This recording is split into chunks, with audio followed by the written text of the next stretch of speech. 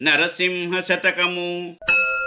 భుజబలంబునన్ బెద్ద పులులన్ జంపంగన్ వచ్చు, పాము కంఠంబున్ చేత పట్టవచ్చు, బ్రహ్మ రాక్షస కోట్ల బారంద్రోలంగన్ వచ్చు, మనుజుల రోగముల్ మాన్పవచ్చు, జిహ్వకిష్టముగాని చేందు మృంగంగవచ్చు, బదను గడ్గము చేత నదుమవచ్చున్, గష్టమందుచు ముండ్ల కంపలోన్ జ్వరన్వచ్చు, దిట్టున్ బోతుల నోళ్ల కట్టవచ్చున్, బుడమిలో దుష్టులకు జ్ఞానబోధ తెలిపి సజ్జనులన్ జేయలేండంత చతురుండైన, భూషణ వికాస శ్రీధర్మపుర నివాస దుష్ట సంహార నరసింహ దురిత దూర.